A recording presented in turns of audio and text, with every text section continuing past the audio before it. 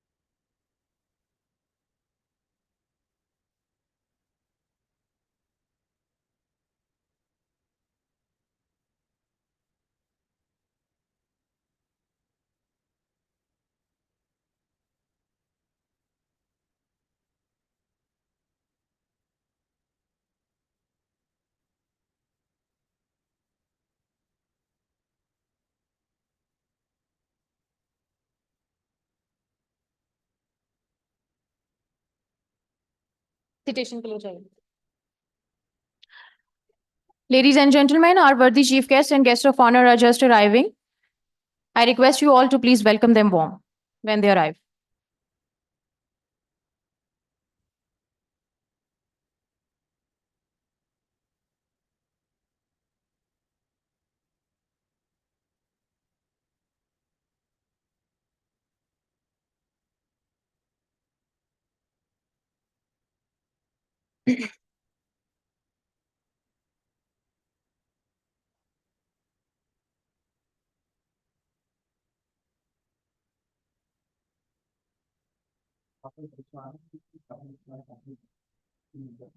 Hafiz Bisharat Saab, please come forward.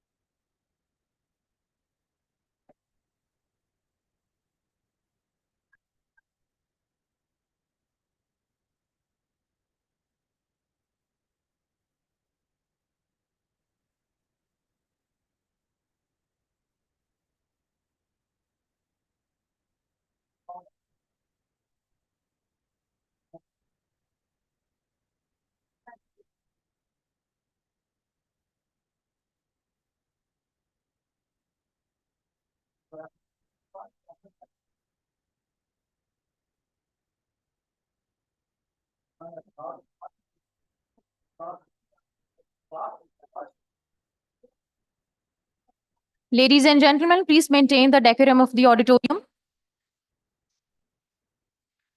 Dear students, worthy faculty members, our worthy chief guests and guest of honors have just arrived. Please give them a warm welcome.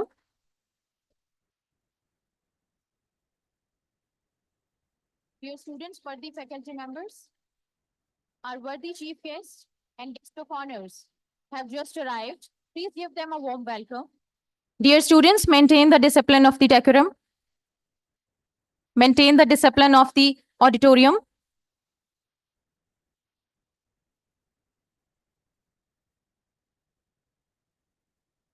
Our worthy chief guest and guest of honors have just arrived.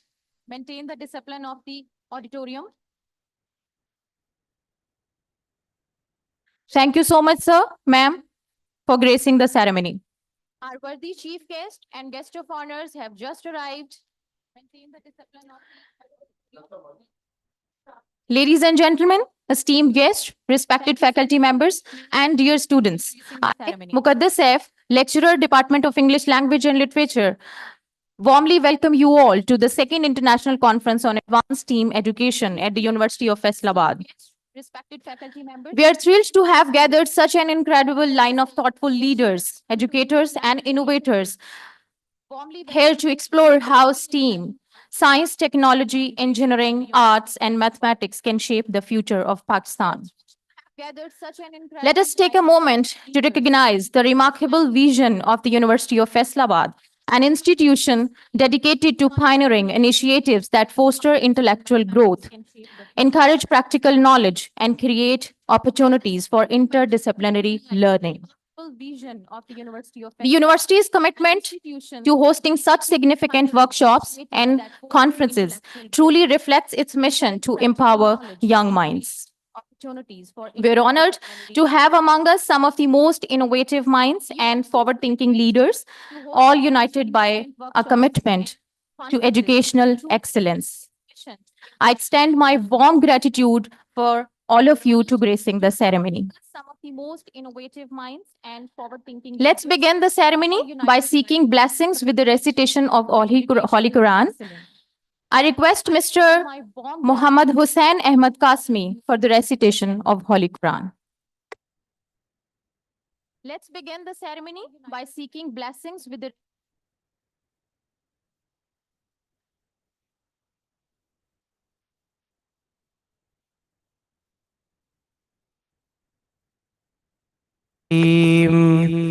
بسم الله الرحمن الرحيم إذا جاء نصر الله والفتح ورأيت الناس يدخلون في دين الله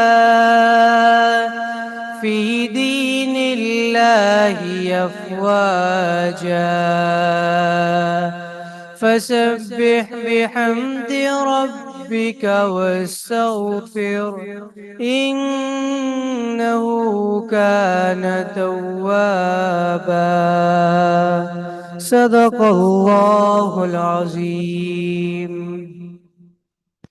In the name of Allah, the most gracious and the most merciful. When the victory of Allah has come and the conquest, and you see the people entering into the religion of Allah in multitudes, then exalt Him with the praise of your Lord and also forgiveness of Him. Indeed, He is ever accepting repentance. Sureness is often seen as a reminder to glorify Allah and seek His forgiveness, especially after achieving success or victory. Jazakumullah khair. Jazakallah. For a tribute to our beloved Prophet, Muhammad, peace be upon him, I would request Miss Aisha Batul to please come forward and recite some verses.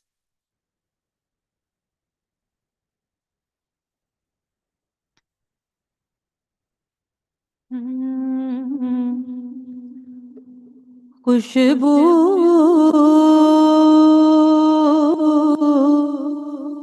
है दो आलम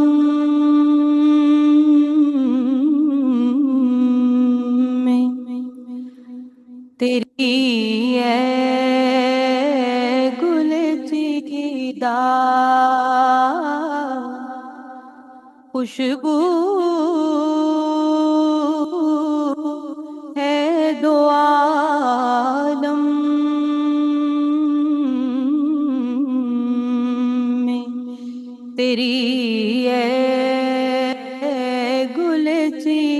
खमीदा किस मुंह से बयां हो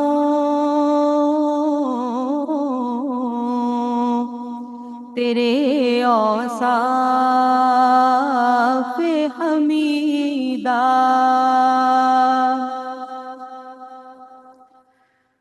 तुझ सा कोई आया है न आएगा जहां में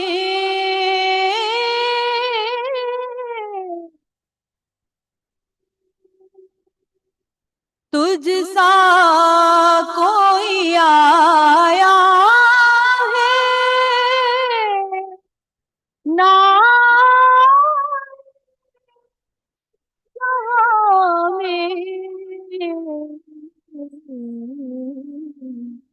देता है गवाही यही आलम का जरीदा देता है गवाही यही आलम का जरीदा खुशबू है दो आलम में तेरी ऐ गुलचिदा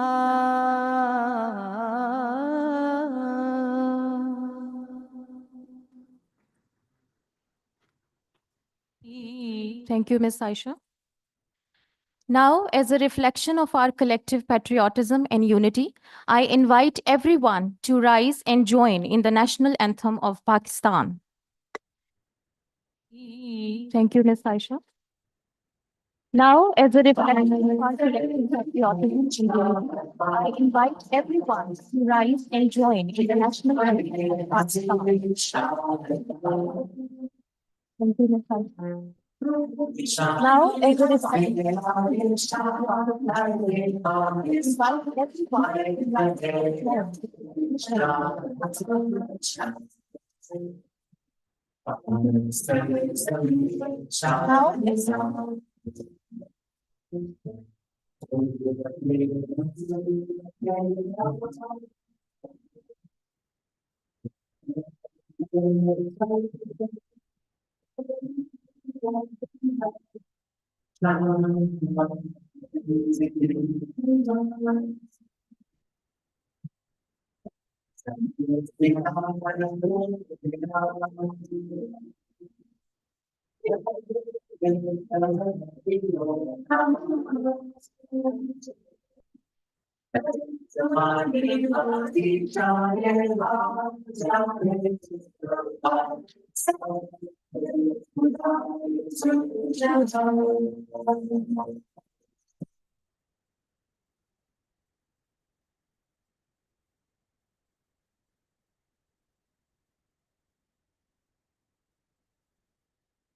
It is my honor that I introduce the Rector of the University of Faisalabad, Professor Dr. Syed Amir Gilani, a visionary leader and esteemed academic, and an exceptional personality whose remarkable contributions to education and research have significantly shaped the landscape of higher learning in Pakistan. I request Rector of the University of Faisalabad, Professor Dr. Syed Amir Gilani, to share his remarks and a welcome note. Please.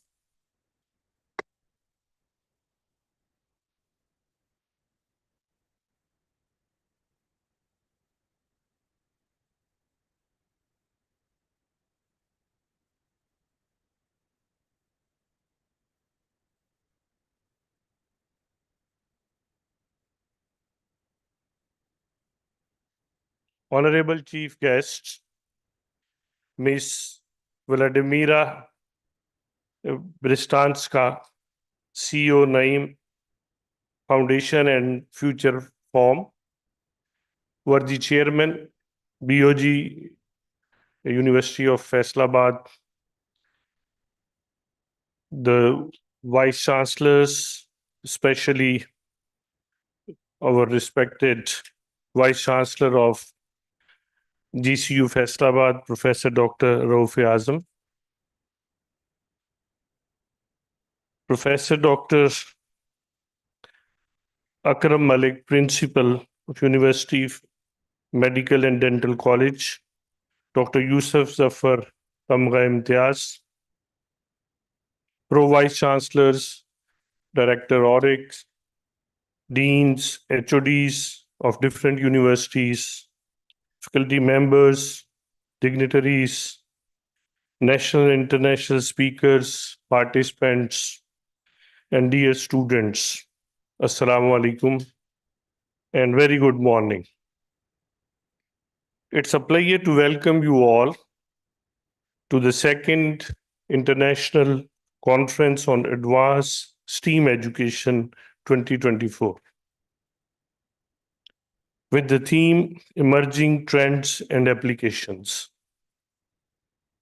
This gathering underscored the role of educational institutions in pioneering solutions to the technological, socio-economic, and environmental challenges of our time.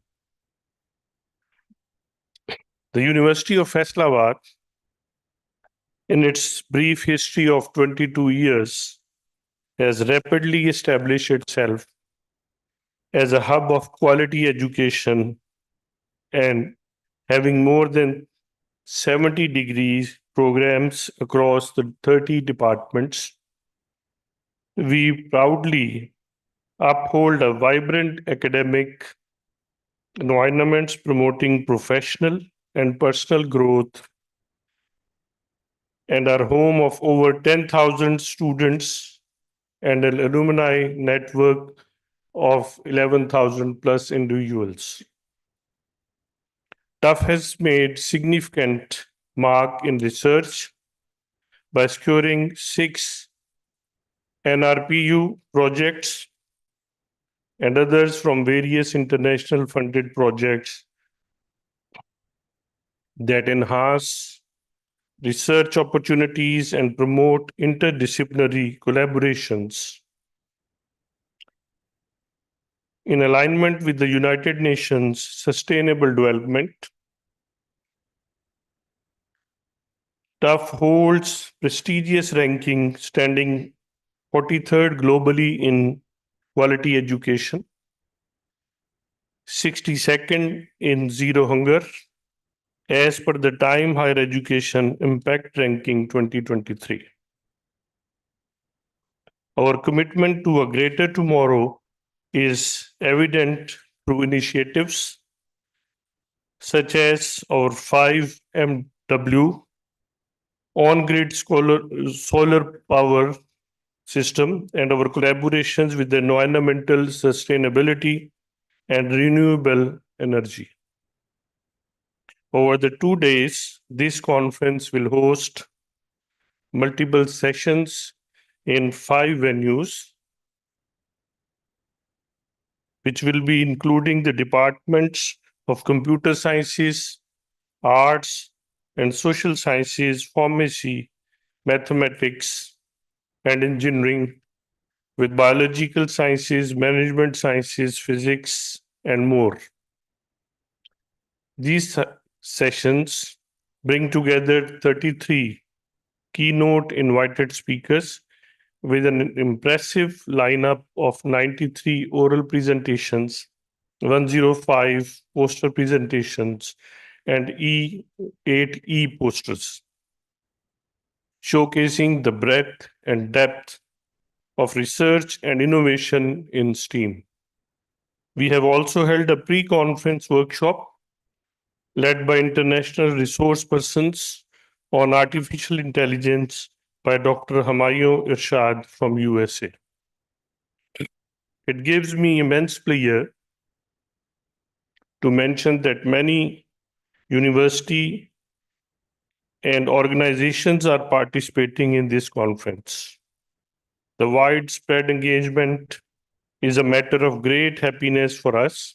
Furthermore, each session features international participation, which is a very positive aspect in circling our discussions with global perspectives. I'm confident that this conference will serve as a valuable platform for meaningful exchange, fostering collaborations, and addressing the pressing challenges in STEAM education and beyond. May this gathering contribute in our shared goal of sustainable development and a brighter future. Thank you all, and I wish you a productive and memorable conference experience in the Manchester of Pakistan. Thank you very much.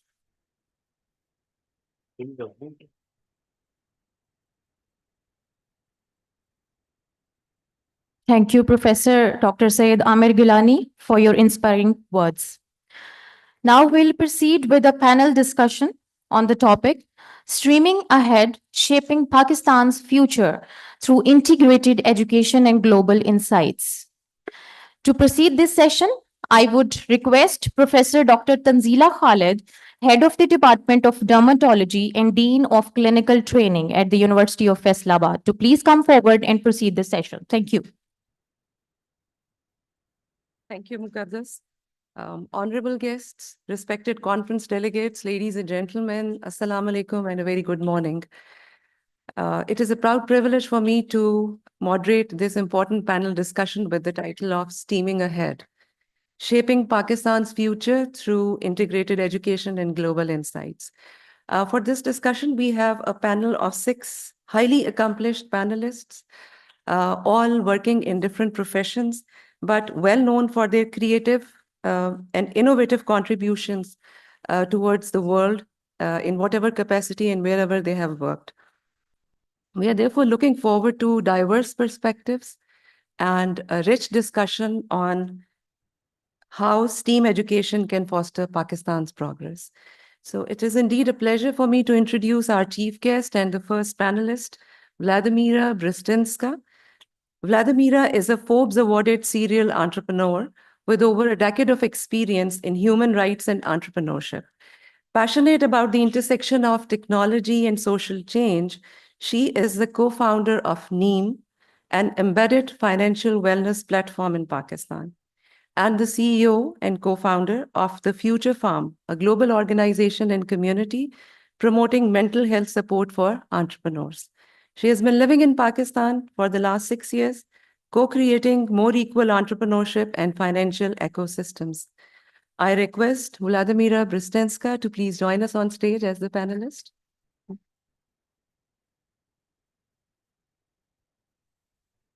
Thank you. You can sit in the middle. Thank you. Our next panelist is the worthy rector, the University of Faisalabad, Professor Dr. Syed Amir Gilani. Professor Gilani is an experienced educationist and a seasoned researcher with 435 research publications, 329 conference papers, and he has supervised 42 MPhil and 38 PhD students. Sir, you're kindly requested to join us on stage.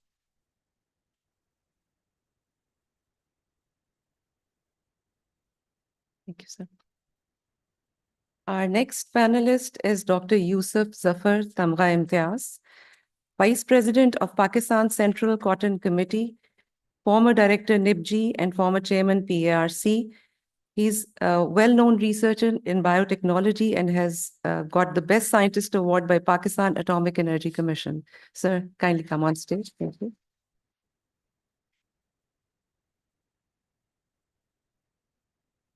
Next, I would invite worthy Vice Chancellor, GC University, Faisalabad, Professor Dr. Rauf-e Azam.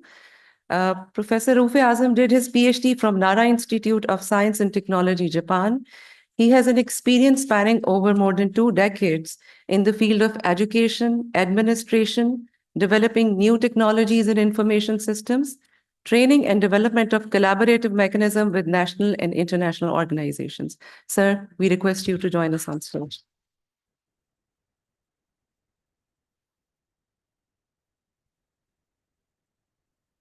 Next, I will invite Dr. Humayun Irshad from United States with a PhD in computational pathology from University Joseph Fourier, France, and a postdoc in computational pathology from Harvard Medical School.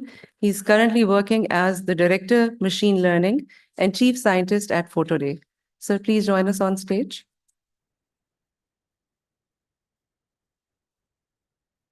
And our final finalist is Dr. Mohammad Zaid Malik, Assistant Professor, Translation Center, King Saud University, Kingdom of Saudi Arabia.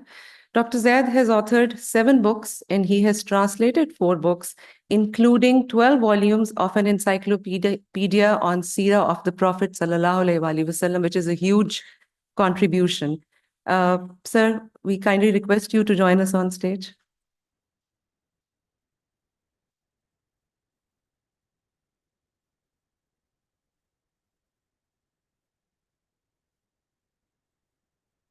Can I have a hand mic? No, sir. Mic. So we will basically be moving in 2 rounds. It's okay, I can do it from here. That's fine. During the first round, we'll talk about the global perspectives of STEAM education and what can it offer to us in Pakistan. So my first question will be to Dr. Humayun. Sir, what are some success stories of STEAM education in the world? So I experienced living in 3 different countries in the last 20 years. Singapore,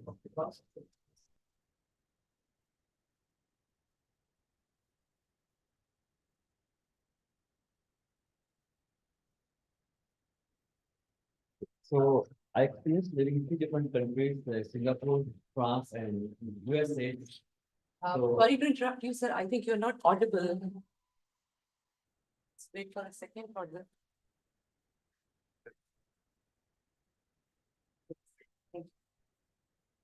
Okay, so I experienced live in 3 different countries in last 20 years, Singapore, France, and USA.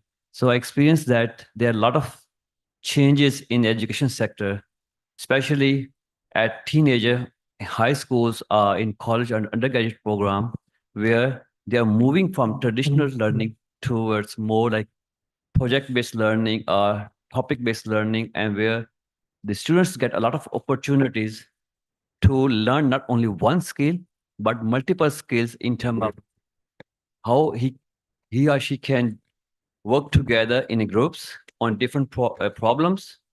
And in that, they can use different technologies like AI assisted and as well as other technologies like IoT to build different projects. And then at the end of this experience, they will graduate from that program. So I saw that there are few like projects that I was as a reviewer when I was at Singapore and US universities.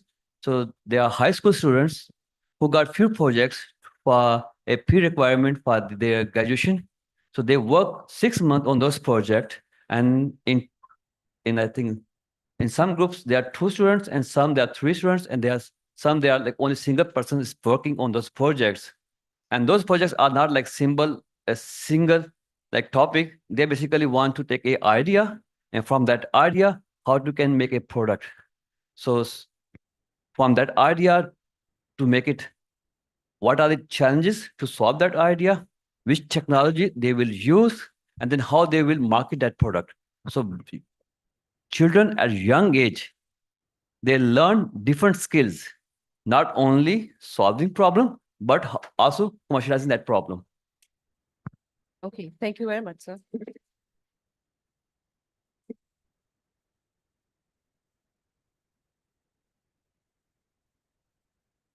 Okay, thank you so much, Dr. Humayun. Dr. Zaid, you have also had the experience of working in different countries, including USA and Kingdom of Saudi Arabia, in addition to Pakistan. So we would like you to answer the question that in what ways does STEAM education in Pakistan differ from or align with that in other developing countries?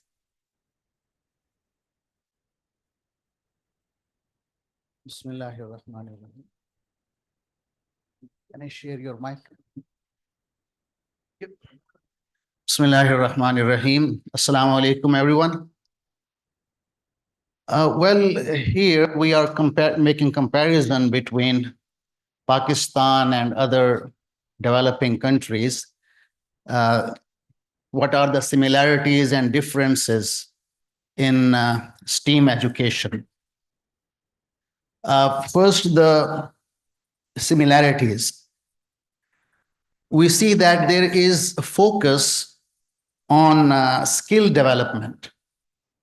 As you know the word STEAM, that it stands for science, technology, engineering, arts, and mathematics.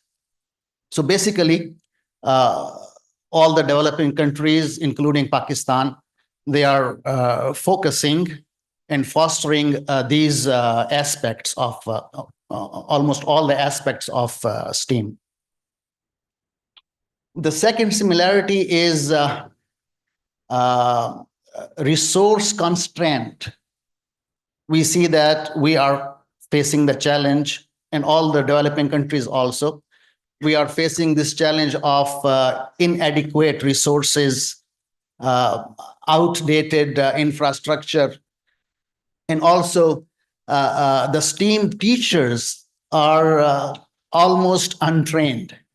So this is the similarity that almost all the developing countries, including Pakistan, are facing. Then thirdly, we may say that there is global collaboration in the form of international partnership. For example, with the UNESCO, UNICEF, and the World Bank, because they usually fund the different organizations that are working for STEAM education, and they also collaborate in curriculum designing and also teacher training. Regarding the differences, we see that there is lack of curriculum integration. Although in Pakistan, it is still emerging, the curriculum integration, but we see that some other countries, which, for example, India, they have gone a very far way in this aspect in curriculum integration. Then there is another thing we face that is different in other developing countries, and that is less emphasis on arts. For example, in Brazil, they give more emphasis on arts and humanities, and this way they probe into more creative and thinking process among the students. Here in Pakistan, although we are now catching up in giving emphasis on arts, but still we are, for somehow it is like a norm spread all over the country that we give more emphasis and focus on STEM, excluding the letter A, which is arts and humanities. And the third difference that I understood is a wide divide between urban and rural areas. We know that the urban areas, big cities like Karachi, Islamabad, Pakistan, Islamabad and Faisalabad, they have more access to digital sources, and they are better equipped with the sources. Unlike the rural areas, there is a big gap, though other countries also have this problem, but we see that Pakistan is lagging behind in this aspect. So basically, these are the similarities and the differences that we see in Pakistan as compared to other developing countries. Thank you.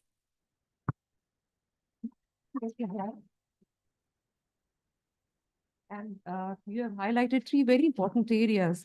That is the need for curriculum integration, more emphasis on arts, and the rural-urban gap that needs to be filled. Thank you very much. With this, we move to Vladimira. You are an entrepreneur and you have been working with and working for entrepreneurs for over a decade. What are the emerging trends and technologies in STEAM education globally that can support the young entrepreneurs? Thank you. Assalamu alaikum, everyone. It's a great honor and pleasure to be here at the university for the third time. Feels very familiar. But to the question, some of the remarks that we already heard are the ones that I will also talk about. So I think we are all speaking the same language here. The STEAM sector globally is really the place from which a lot of the innovation towards some of the global problems and wider societal systemic challenges that we are facing, whether that's economical, social, and environmental, the STEAM sector drives the solutions for those problems. What we are seeing is that for entrepreneurs, the people who had education, which was exposed to multidisciplinary sectors, are some of the most creative problem solvers and entrepreneurs creating those solutions.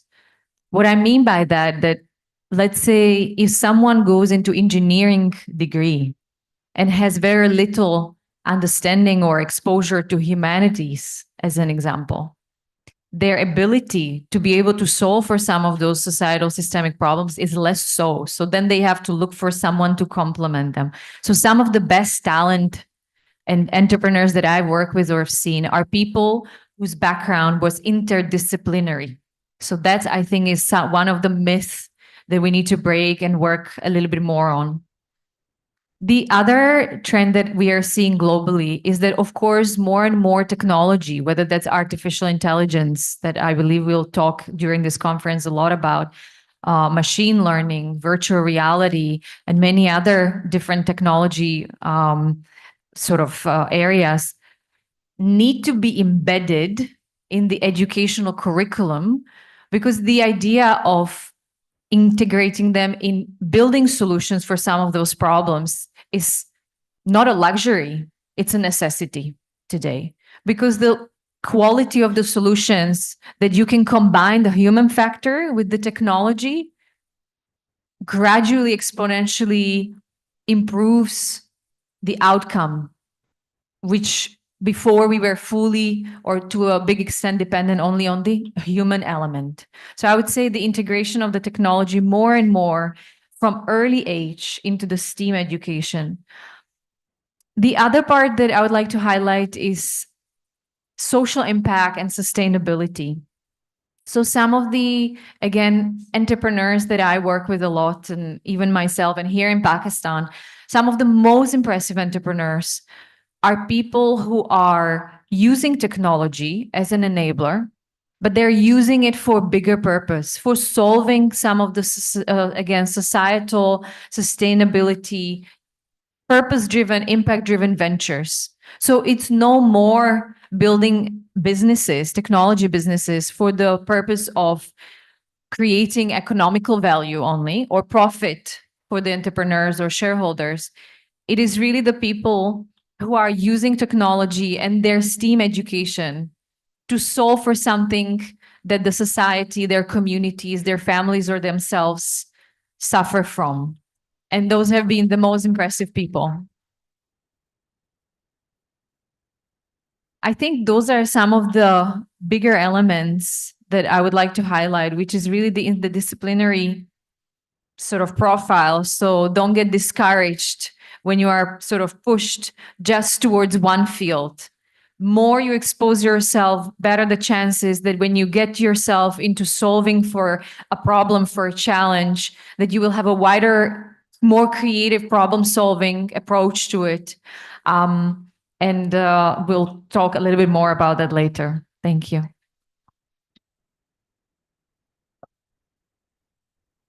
Thank you so much. And you have said a lot in few words. And basically what we need in addition is to integrate this these STEAM subjects from an early education so that we can produce those problem solvers. Because as you said, STEAM sector drives solutions and the entrepreneurs, they create those solutions. Thank you very much. And with that, we will move to Professor Rauf Azam. Sir, how can STEAM education foster innovation and creativity in Pakistan? You have wide experience of working in institutions and developing them. Thank you very much, and good morning, everybody. As has already been said, STEAM education is actually driving the change that we are seeing all around us. All the new innovation, all the new technologies are taking birth out of the skills and out of the knowledge that we acquire within those subjects which are categorized as STEAM. Among them, for example, one is mathematics. I think we need to teach mathematics and, of course, other subjects in their true perspective. If we talk of the way we teach mathematics, for example, here in our country, early curriculum takes out many essential skills that are part of the mathematics teaching, and we don't actually teach them. For example, if you talk with somebody and ask them where a quadratic equation comes from or what it does for us, most of the students and most of the teachers even won't be able to explain you where those equations come from and what they do for us. The reason is the real life problems do not exist in terms of equations. Real life problems exist in terms of stories. Okay? And when you tell a story and out of that story you model a problem, and then you try to figure out which techniques will solve that problem, and then you actually get to understand how that problem relates with your life. Similarly, in the real life, problems do not come classified as this is mathematics issue and this is statistics issue and this is some other issue. The real life problems come mixed.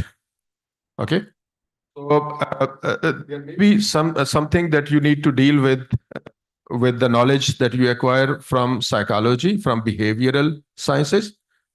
Some part of it may need skills that you acquire out of some other art or social sciences subjects, and some from science. So integration of different subjects when we teach or train our students, particularly in the early age, is very important.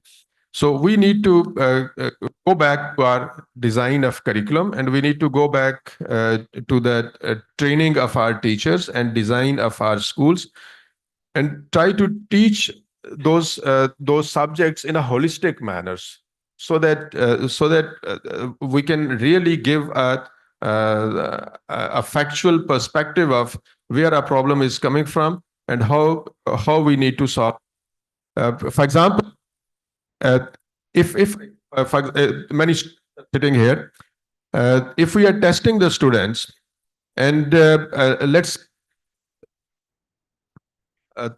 subject of mathematics that we are testing for, it's a problem that comes from physics into that question paper, which is actually marked as a mathematics question paper, the students will fail to understand it, and the students will say this is something out of course, this is something out of syllabus. The real life problems do not come as categorized or characterized as different subjects. So there used to be a method in our testing which we called as comprehensive examination.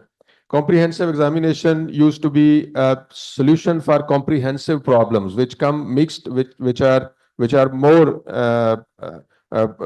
related with the real life problems, where you need to put in a variety of skills to solve those problems. So we need to somehow integrate the teaching, integrate the learning, and integrate the evaluation of those subjects, so that real skills can be developed and they can be related with the real life problem solving. For example, if we talk of the entrepreneurs, you might all know Sam Altman, जो AI के scenario में इस वक्त सबसे ज्यादा मशहूर शख्स है, Sam Altman. But if I ask you, name some scientists who have actually developed the algorithms and have actually developed AI, you might not be able to name even a single person. The reason is that Sam Altman is something who has integrated resources from many different fields, including the business sense of and the application of those scientific tools and those scientific technologies to actually form a practical solution.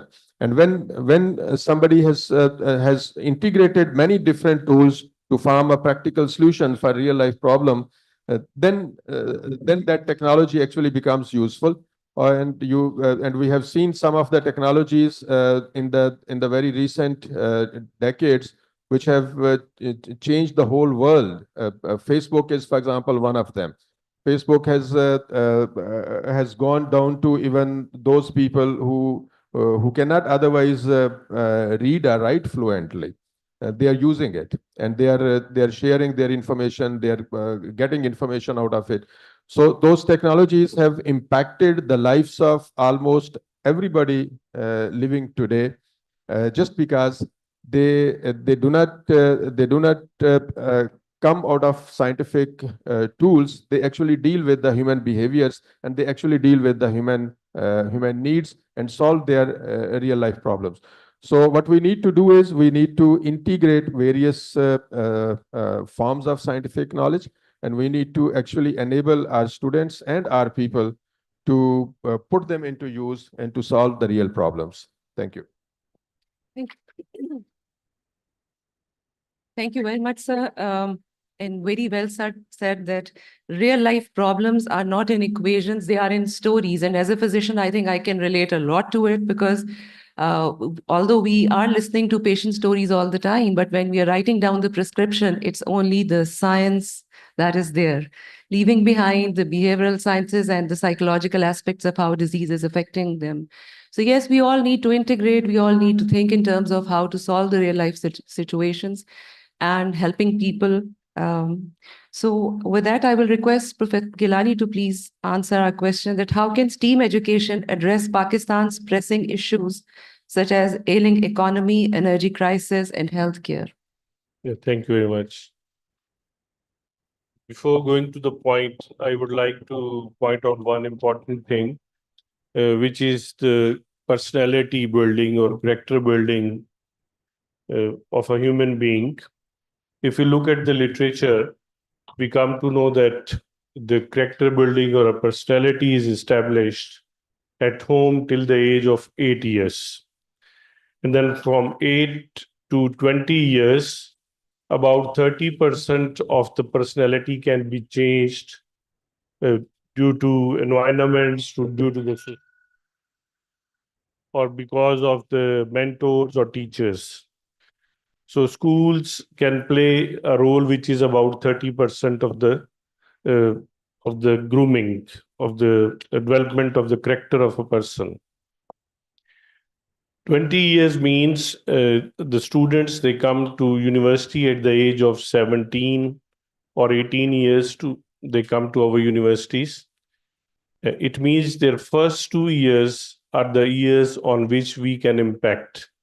We can have an impact on their personality to train them according to the requirements, especially the requirements which are necessary for their character building, for their personality building. So that will be the first 2 years in which we can train them. We can harbor the changes in the personality, we can have impact of the teachers and impact of the brilliant students. For that, we can have groups of students, having some good students in that groups for discussions. And we don't have in developing countries, especially in Pakistan, we don't have much circumstances or opportunities for group discussions in the students what I saw traveling to different countries and visiting different universities in the advanced countries, I saw that there were groups having good students in a group with multiple standard of mental levels of the students. I mean, the genius levels. So before coming to STEAM, we have to keep in mind that after 20 years of age, you learn from the society, from your experiences. You don't learn from your mentors. So teachers' impact will be decreasing after the age of 20 years. So the first 2 years of university are very important. Now, how we embed the STEAM in it, that if we want to improve the STEAM in Pakistan or in developing countries, we have to learn from the experiences of developed countries regarding these channels of STEAM. Obviously, there is a very vital role of mathematics, of sciences, arts, and engineering. But in Pakistan, we are having bad time with the engineering nowadays. The engineering field is not coming up. And so we have to look into it, that how we can integrate it with the other fields and bring it up, especially with the computer sciences and AI. If we integrate engineering with AI, it can come up. So research along with the industry collaboration will be very important for this field. And we have to look into the integration, as it was mentioned by one of the members, that integration of the curricula is very important. We have curricula which is different from the practical life. So we cannot get the results which are required. So if we have the OB-based curricula like we had it for the engineering, that can help us a lot. So a lot of things can be done to upgrade the level of STEAM. And we are proud that our university, the University of Faisalabad, has arranged its second international conference. And we are coming up with many ideas. There are many speakers. So we will be helping our nation, especially our students, to establish good ideas after these discussions. Thank you very much. Thank you, sir. And you have added to the existing discussion that we need integration, and not only integration of different subjects, but integrating the real life situations and the realities of life into our formal teaching, and focusing on early grooming and giving opportunities students to sit together and talk and discuss different problems and their solutions in small group discussions, and getting industry collaborations. And I can see some very accomplished educationists in our audience as well. And we welcome Professor Dr. Zilla Huma Nazli, Vice Chancellor, GC Women University, Pro-Vice Chancellor, GC Women University, Faisalabad. So I think we can all exchange more ideas and work together on this. And with this, I will request Dr. Yusuf Zafar to kindly answer what global best practices in STEAM education can Pakistan adopt to support its agriculture sector, food safety, and environmental issues. Very good morning. First of all, I am grateful that this is my first visit, although I stayed about 28 years in Faisalabad at Nayab and Nipchi. So, second thing is that I am the Barma Khiladi, of this panel's discussion, because the real and the right place was to the Vice Chancellor of University of Faisalabad Agriculture University, Dr. Sarwar Khan, but unable to come. So I am replacing me. He's my colleague in Nipchi. We worked together for about 10 years there. So agriculture. So agriculture, as you know, is an open air industry. And it is integral part of Pakistan is an agriculture-based country, because it provides food security. It provides raw material to our four big industries like textile, cotton, sugar cane for sugar industry, poultry industry is the third largest, and the leather industry. So whatever we are producing little bit, our industrial sector is very, very poor in all respect. So is the raw material is coming from agriculture. And the third is we are getting foreign exchange rightly by exporting, the agriculture commodity. We are very fortunate that after 74 years, this last year was the first time we exported $8 billion worth of agriculture commodity. So this is the agriculture. So because agriculture is open industry, and with the population pressure, nothing else but from 30 million in 1970 to 240 million, 241 million now. So more mouths, more to feed with less water, with less land, and with expensive inputs. So there you have to enhance the productivity, and to enhancing the productivity by using modern technologies like biotechnologies, like IT, like AI, like machinery. So you have to do the STEAM education. It's unavoidable, and for that matter, Pakistan, I will give the real example instead of giving the example from abroad, It is very unfortunate that 62, we were saying that our cities become bigger. But with the recent census, the last one, 2019, our rural population has decreased only 2%. From 64, we came down to 62%, right? So majority of the people still live in, in the villages. The population of even of the Lailpur or Faisalabad now is a very different in the daytime and in the after the night. So people migrate to the Ditchcote and all the rural areas. So with the climate change, we know the heat and the floods and the droughts. You need climate smart agriculture. You need with the less people going into the agriculture, you have to increase the productivity. You have to go for artificial intelligence. For information of the market and the weather, you need, IT-based system like we have Bakhabar Kisan and all those things. So it is embedded in every part of the agriculture. So it is unavoidable. This is a knowledge-based economy. This is a knowledge era. So whether it is agriculture, whether it is any other science, so agriculture always looked down upon, Deyati hai, Pendu hai, Ziraat karda hai, but it provides the very integral part of to the society. So, and it is also as modern knowledge as of medicine or as of space industry. So you are taking the satellite images for getting, your soil characteristic, your weather reports, what is you are growing, what, where. So it is, and the number two is we have machinery, but we always go for, the tertiary education. I agree with the Parvez Hudbai somehow that, without making foundation of the primary and secondary education, you cannot get a very good talent from the tertiary, from the higher education.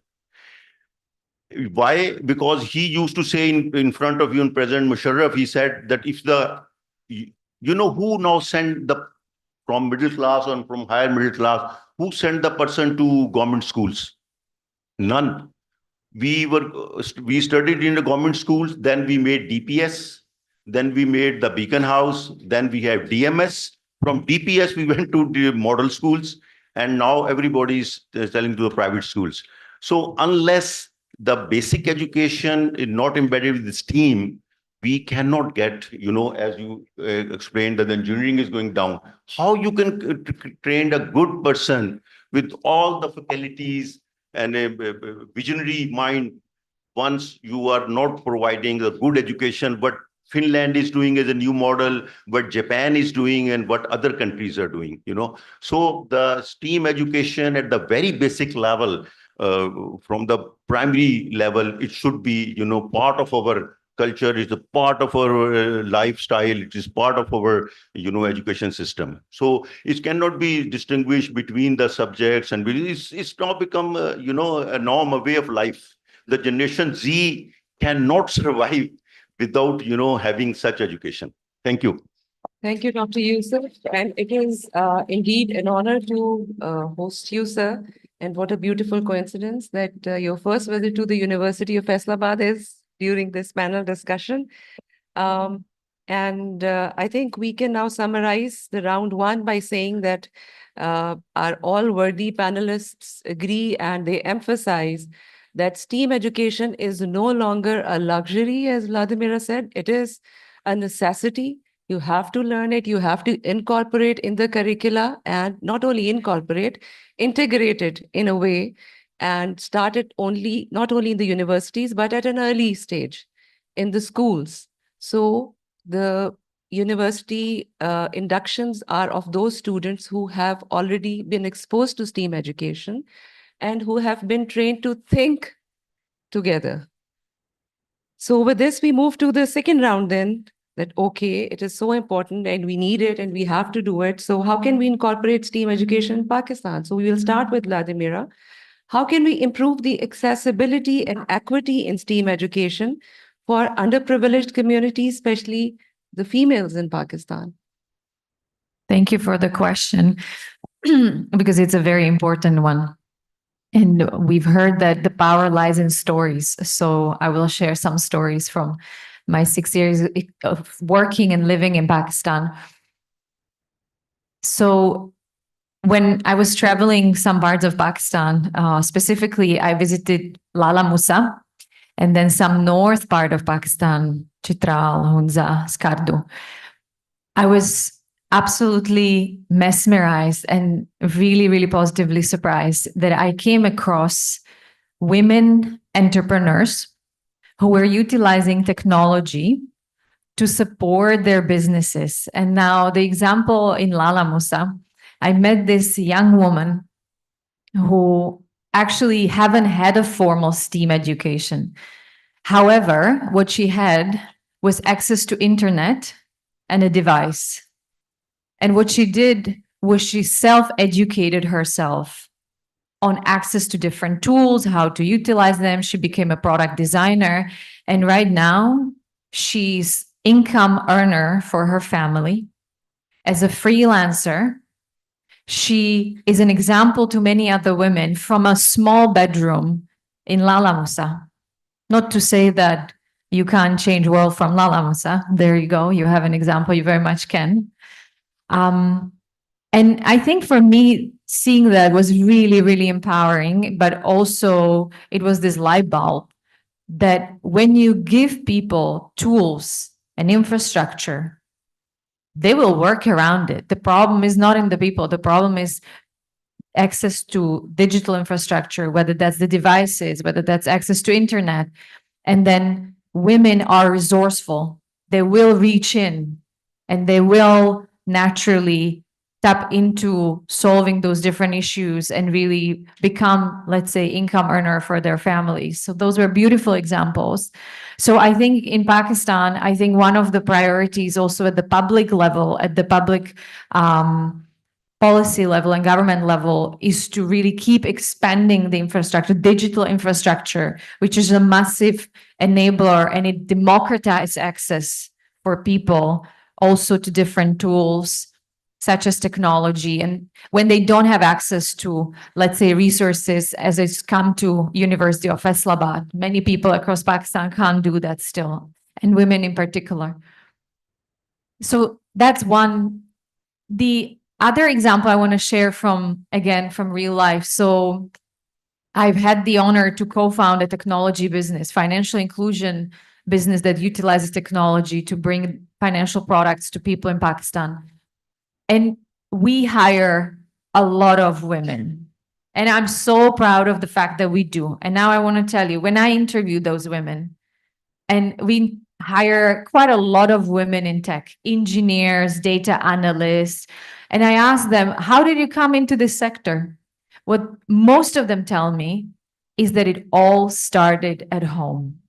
It all started with their parents, encouraging them, opening the range of opportunities for them and saying, yes, you can. This is a sector you can go into. And we are nodding because we as women know that for a very long time, there have been major limitations for women to enter the STEAM sector. So I think one of the, again, reflection was that also as a mom of a newborn, my daughter was 6 weeks yesterday. It was one of the things that I'm aware of, is that we should start from early days. And those of us who are parents over here, and teachers and mentors, as was said before, I think our responsibility in opening and sort of the opportunities and breaking the barriers for women and to say, yes, you can, and supporting them, it's super important. The last part I would say is that I think the faculty of the University of Faisalabad is actually the right people, the right place to answer your question. Because look into this room. You see the women who are here and who are pursuing careers and education in STEAM. So I think initiatives, the education, the leadership of learning educational institutions like the University of Faisalabad, out of all places, is very, very important and needs to be brought more into attention across Pakistan. There should be more stories in media and cross-learning between institutions of what you have built in here and how that can be spread further. More women role models should be portrayed and their awareness should be raised about them. So hopefully, when I see you next year for the conference, we'll have more women leaders sitting in this panel, not just me, and the women from the audience and like yourself. But joking aside, I think raising awareness and showcasing role models is one of the things that worked for me to enter the tech sector or STEAM, even though my education was more in humanities. So those are just few. It's a systemic issue, but we are seeing more and more women to enter this field. So accessibility to tools and resources, role models, and as parents and teachers and mentors, the responsibility is also on us to break those barriers for women because they don't need that much mentorship. They already have it. They just need us to open the doors for them. Thank you very much, Vladimira, for sharing such inspirational stories from Lala Musa. And yes, access to digital infrastructure and bringing forward role models is definitely very, it's a good thing for the young ladies to move into this field. And I think you agree that our selection of the chief guest for this was definitely an action to show them the role model that they can follow. I will request Dr. Zaid to please guide us regarding what can we do, what can Pakistan, how can Pakistan leverage international collaborations to advance STEAM education? Because in your earlier talk, you mentioned building collaborations with UNICEF and UNESCO and World Bank. So how can Pakistan do that? Thank you for the question. Yes, that there could be several ways to seek leverage for international collaboration to advance STEAM education in Pakistan.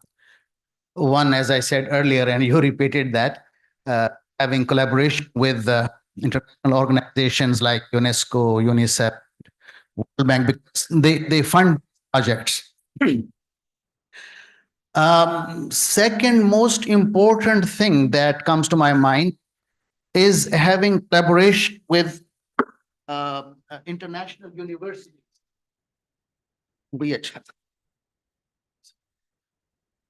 Like there are some universities in Pakistan who have student exchange programs and teacher exchange programs, and they get a lot of expertise from outside and come back and enlighten us. We can improve those programs. Or thirdly, we can have collaboration with private sector. For example, there are huge companies who are masters in technology, like you have Google, you have Microsoft, you have IBM. I mean, they can support us and assist us in, for example, coding or AI or robotics. I mean, they are big fields. A few weeks back, I was asking my younger son, who is in grade 6th, that what did you study today? And he said, we studied coding. And I was so much happy that we never heard when we were in grade 6 that what coding was. And they were studying that in their schools. And I'm sure that thousands and thousands of students here in Pakistan, they might not have heard about this term coding. And also, there could be one important thing that we can do is bilateral and multilateral agreements. Pakistan can make agreements with those countries that are advanced in STEAM studies like United States or Japan, and we can learn from their expertise. And they also fund these programs.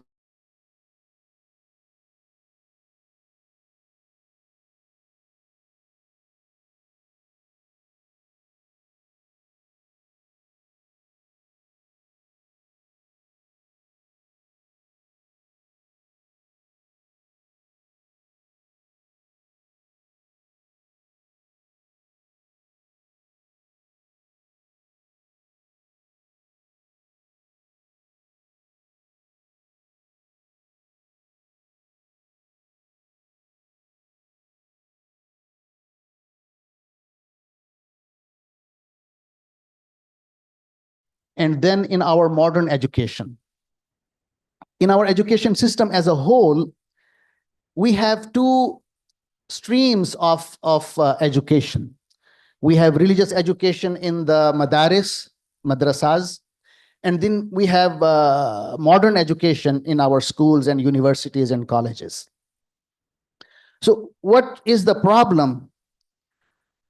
The problem is that these two extremes never meet. The religious education does not meet with the modern education and vice versa. We need to bring these streams together as we had in the past.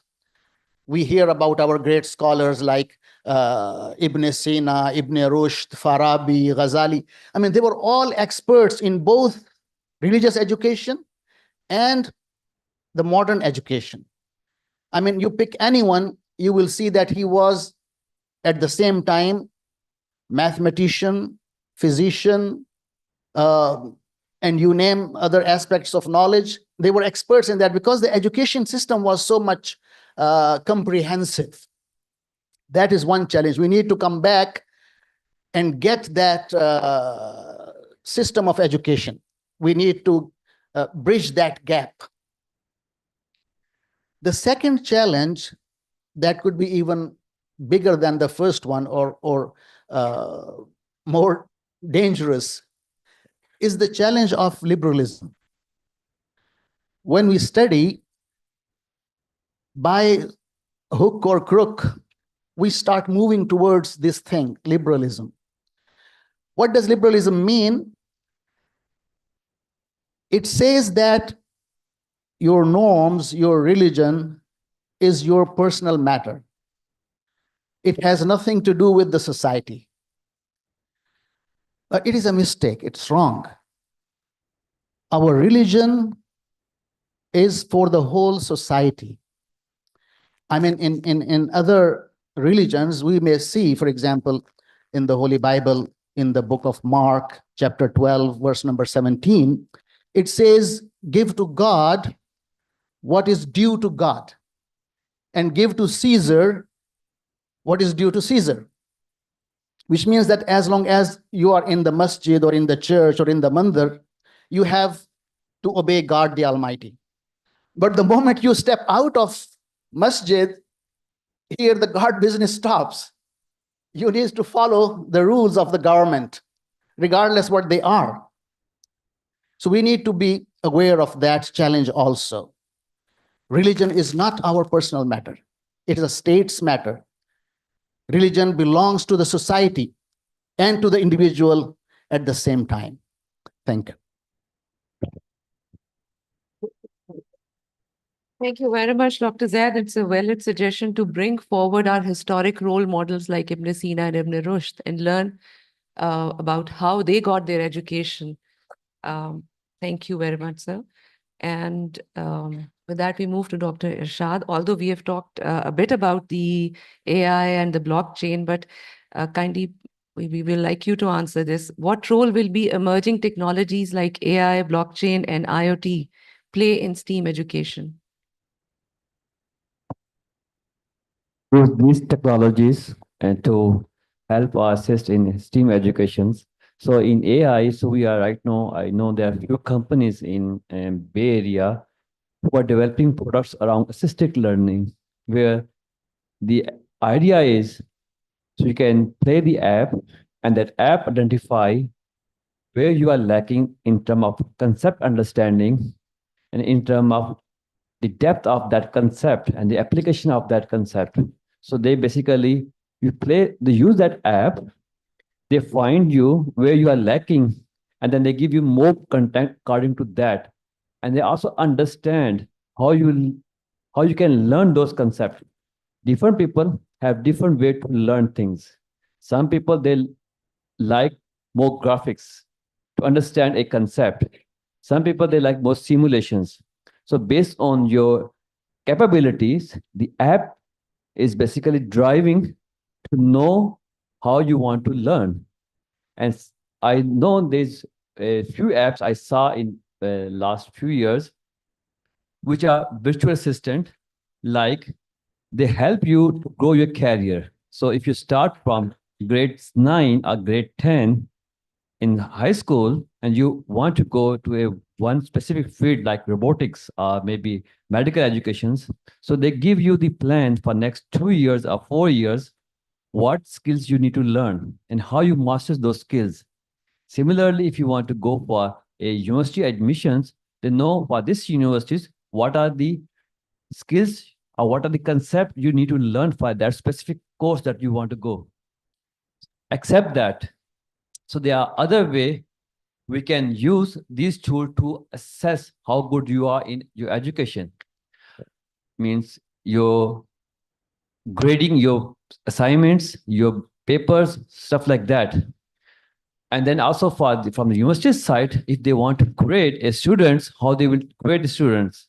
So different students have different, you can say that sometimes students know the concept, but they cannot answer the question properly. Or maybe the way they write the answer is not the appropriate. So how they will come up with unique or different way, quantify that the students or the kids know the right answer. Except AI in blockchain technologies, how we can use this technology. So kids do different certificates or degrees. So we can use this technology to share with a word that these are your programs or the certificates or the graduations that you did in your past, and they can quantify your education level. Except that, so if you're working on different ideas and you want to have the patent for those ideas, so sometimes kids shares or students shares some of their ideas while studying, and professor or other people, they take those ideas, they maybe go and write their own patent.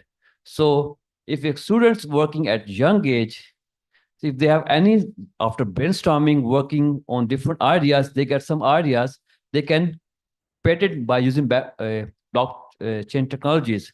Similarly, so there are so many other applications there, so where you can develop to help the STEAM educations, that it will more easily to integrate and also have a more useful use of these technologies like AI or blockchain in the system.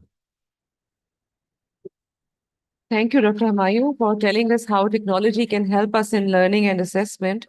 So if we have all agreed, and I think we never differed, we always agreed that STEAM education is a necessity. So I will request Dr. Yusuf Zafar to kindly tell us what policy reforms are needed to prioritize STEAM education in Pakistan. I mean, as I told earlier, there are different parts of education, primary, secondary, and tertiary. But I will add, this is very important to have a skill education. I mean, we have, for example, in agriculture now, the drone are becoming very popular for spraying the pesticides and other things, But we didn't have the pilots for drones. I mean, the agriculture worker in the field, because it's a very high-tech things. If it gets, defective, how to repair it? So you need, once you bring any technology from outside and apply at a mass scale, so you need, good skilled workers. We have two, living examples that we have two big assets in our life. One is house and other is car. And both are made and repaired by the highly unskilled and totally illiterate people. So, and same is with agriculture. With all machinery repairs in the villages and everything. So we have to, there is a need to revolutionize the whole, system. With this present decaying system, you cannot bring a major change, because we have now 255 universities. In early 90s, we have only 30. So with such a, proliferation of the universities, but at the same time, our polytechniques, they vanish.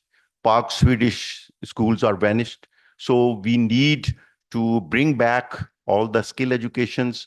And as I told you earlier, and you also agreed that they should be part and parcel of from the very beginning for the arts and science. The good schools though realize, like LUMS, Aga Khan universities. For medical students, they are teaching ethics course. They are using, this all humanity courses. So the business courses, entrepreneur at Namal in Miyawali, they are teaching such courses. I am teaching there, So we must understand, the STEAM education is now the integral, if we want to develop, if we want to have a sustainable progress, not the few stories of some success stories, entrepreneurship. That is true, that act as a real model. On a funny ground, Lala Musa, I was buying a dinky for my son, and it was written Lalam USA. It's a Lala Musa, but they put USA separate and Lala Musa is separate. So it's Lalam USA. So Lala Musa was also known as a big fake industry for making the toys of the kids. So you can use the same technology for the both purpose, just on a lighter note.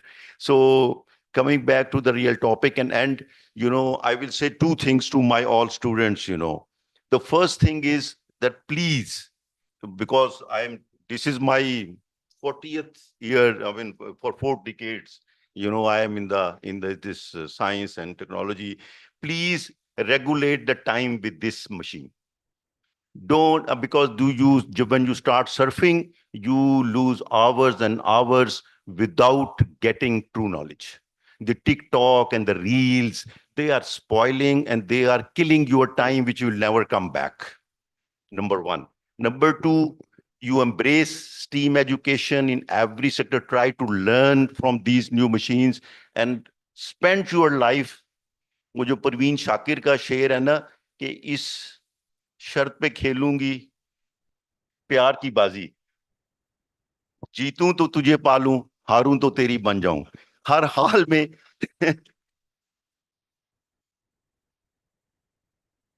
हर हाल में मैं, मतलब कि जिधर देखता हूं उधर तू ही तू है.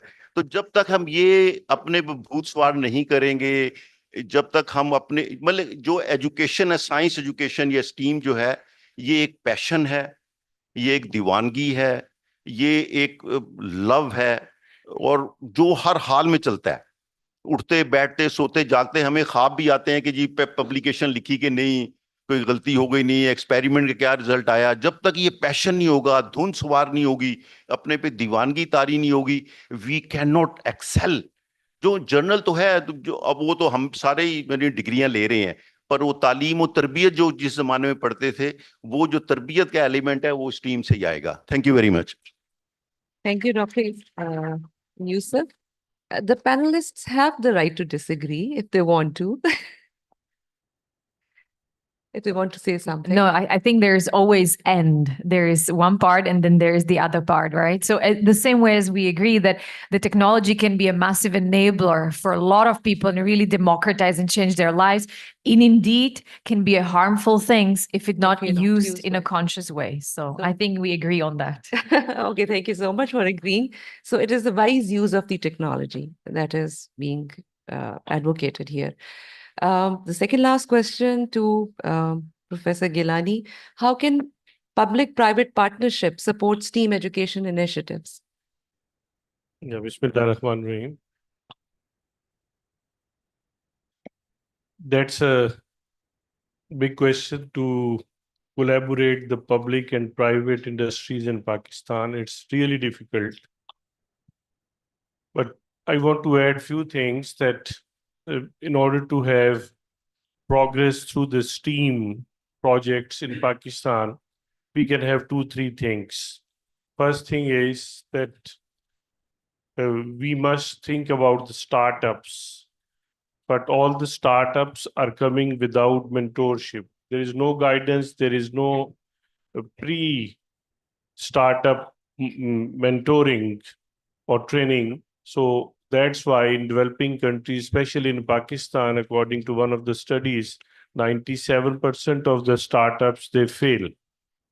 So if you want successful startups, we need to have some courses, some trainings, a lot of trainings, a lot of programs which are free of cost are available online on Coursera, and many other engines are providing that.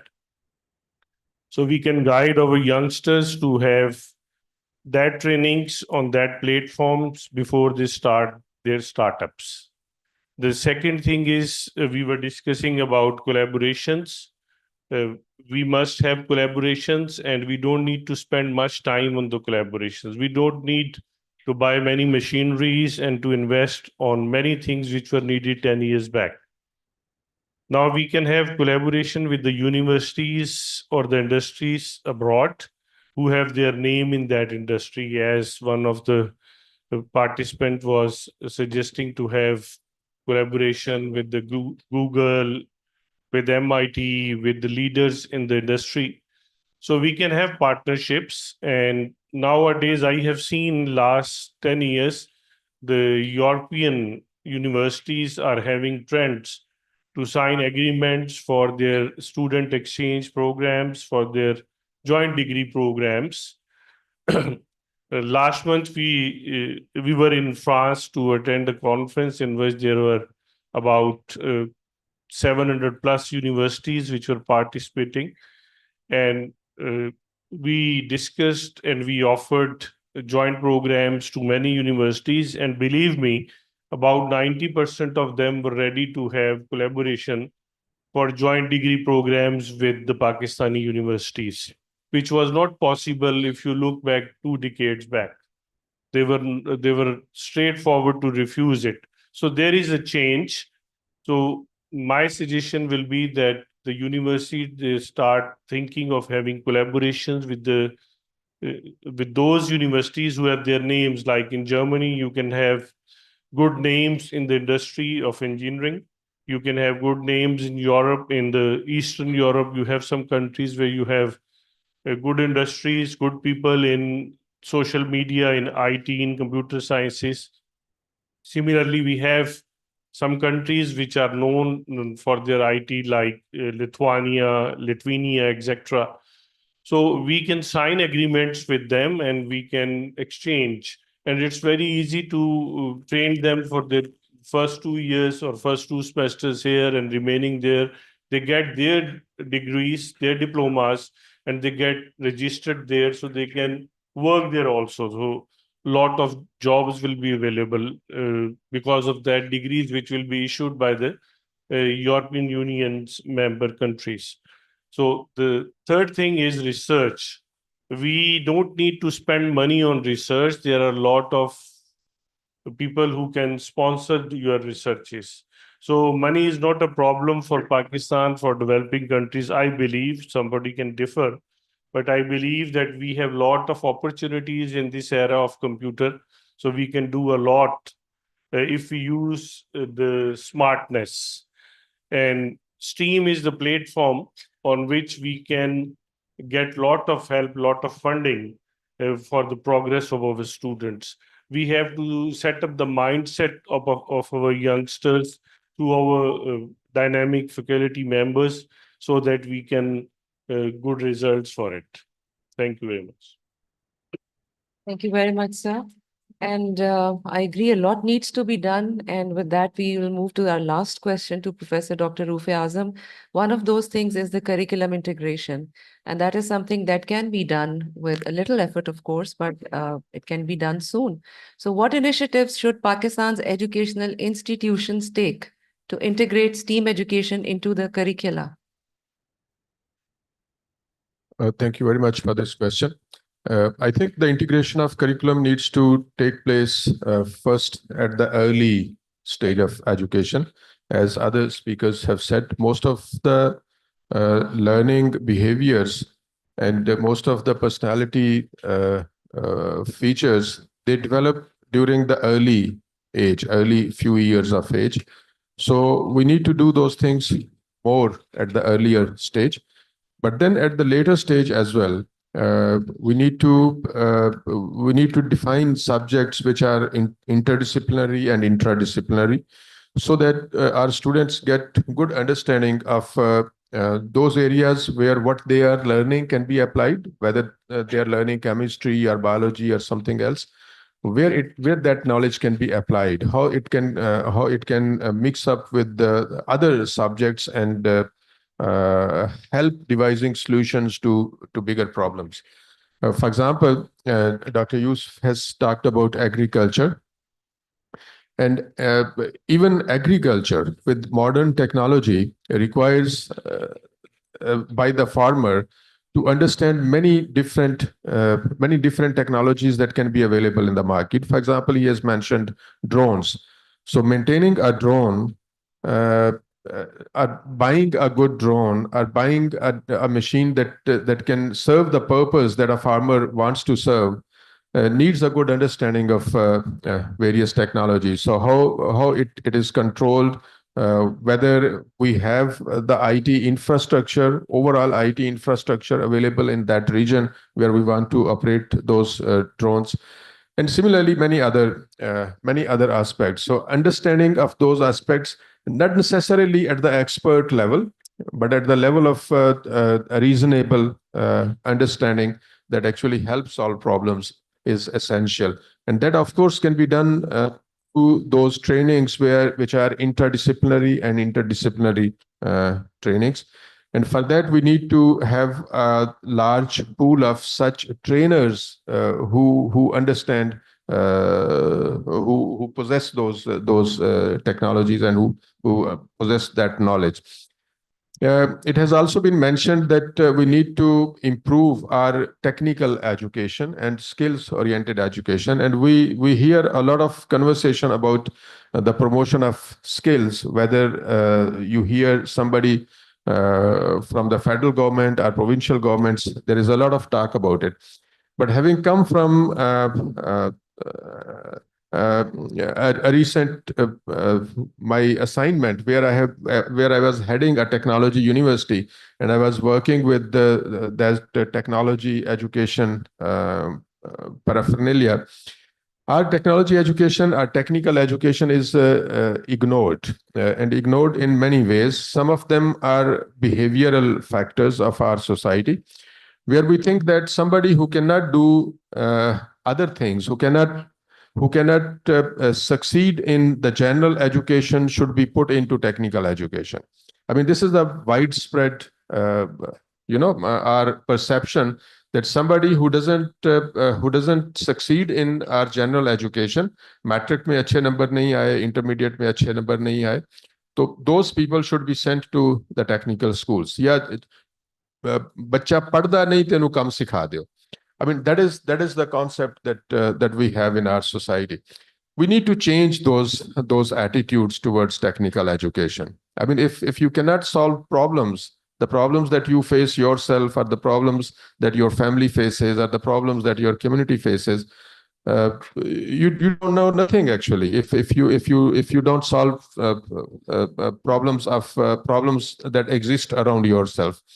Now we are facing these days this smog issue, and many people think that if we install devices that can monitor and tell us what is the level of smog, the problem will be solved.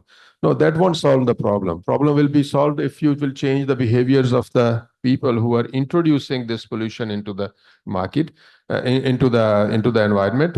And then how to reduce or how to filter your air and how to clean that air to get rid of the pollutants that we have in the air. Our construction workers, our construction contractors, they do not do anything to stop introducing dust into the environment. Our road construction workers, they do not do anything to stop introduction of dust into the air. Similarly, the factory owners, and there is no, even if we have some rules, there's no implementation and enforcement of those rules. So we need to work on all those aspects at the same time to get some good results out of it.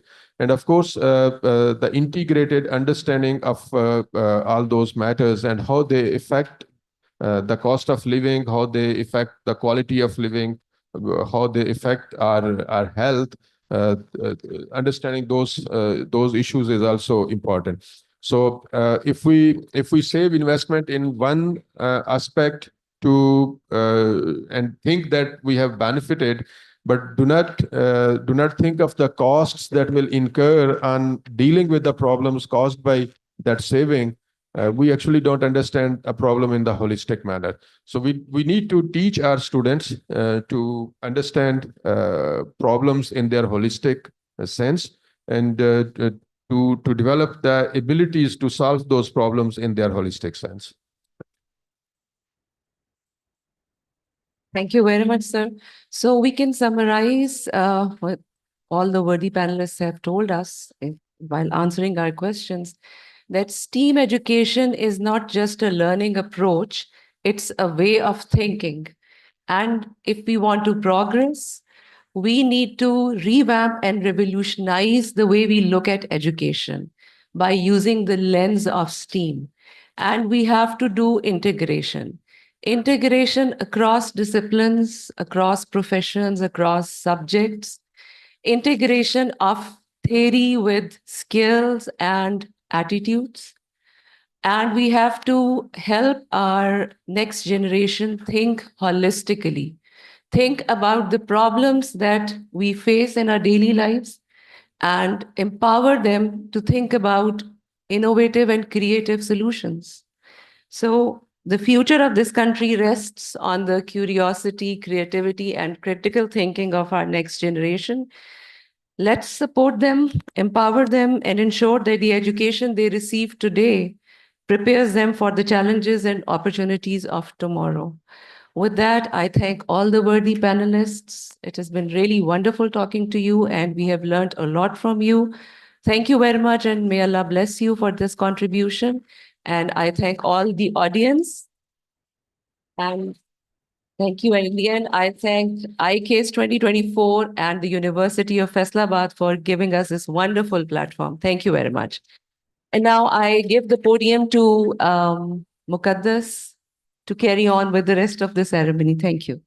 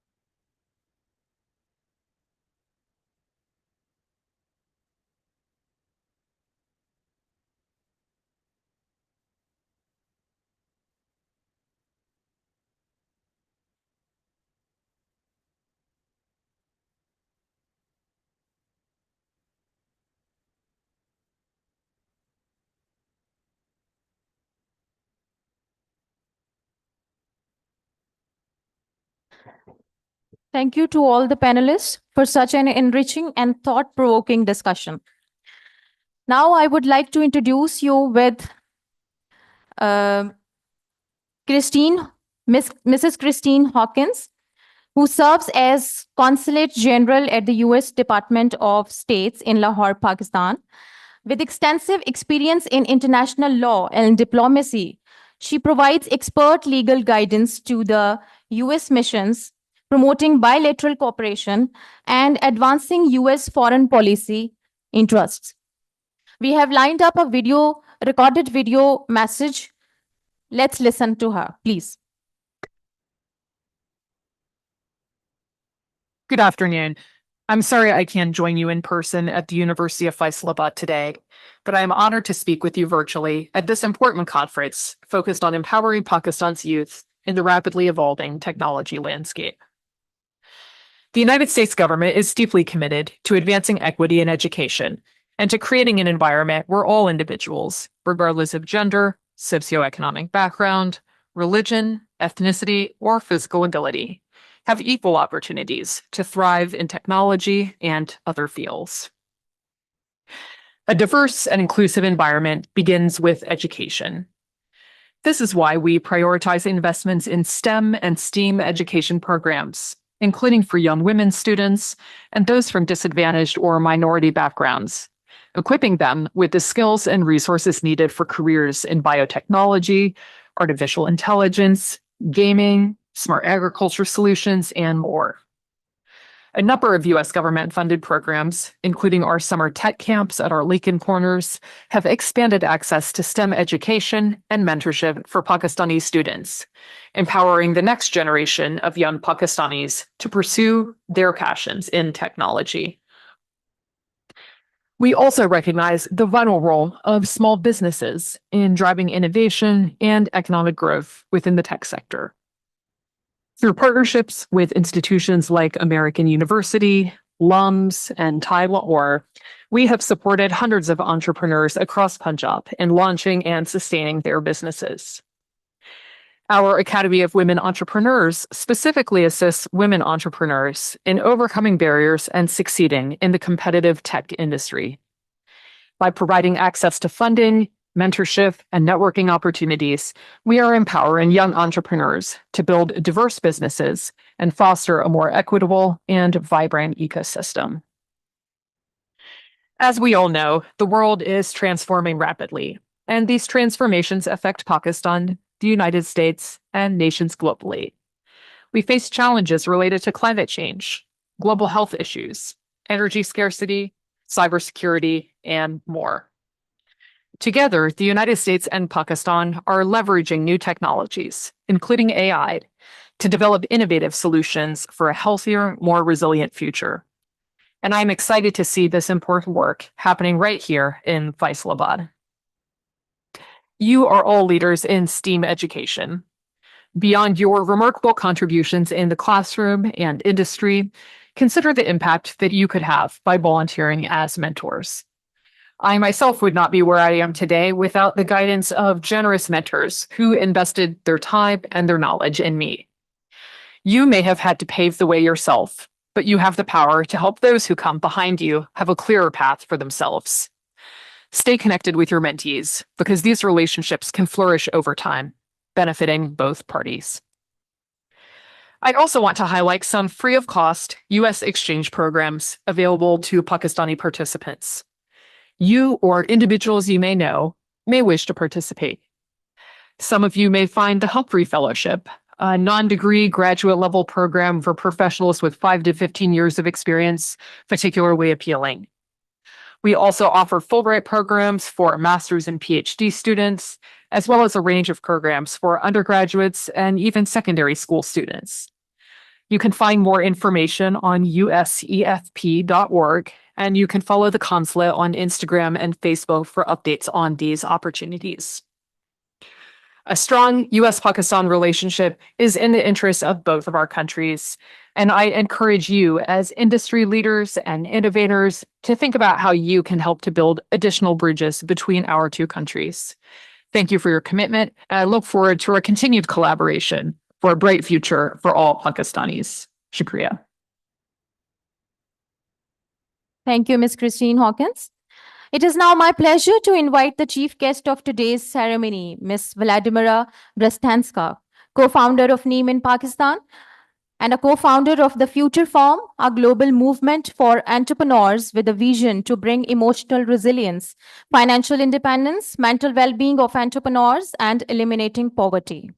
Having said this, Ms. Brastanska has enabling financial wellness for millions of underserved people, notably for women. She co-hosts the Naked Postcards, normalizing a public discussion about the emotional and mental health of the entrepreneurs. She sits on the advisory boards of a number of impactful businesses, including Color and Tech, Prospero World, Angel Invests, including Noor, a mindfulness and meditation platform for the Arab world. She also has engaged in public policy making at global forums, including the European Parliament and United Nations. I request Ms. Brastanska to please share her profound remarks with us. Please.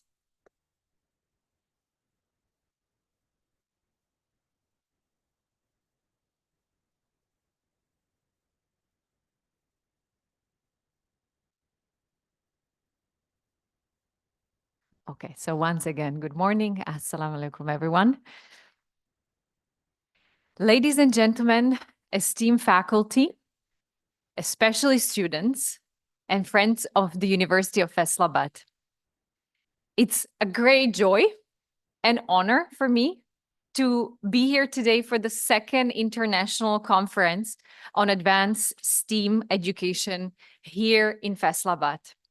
As I said before, this is not my first visit, but it's my third visit in Faisalabad and at the university grounds. And it really starts feeling as a home because I'm seeing some of the familiar faces, which really brings me a lot of joy.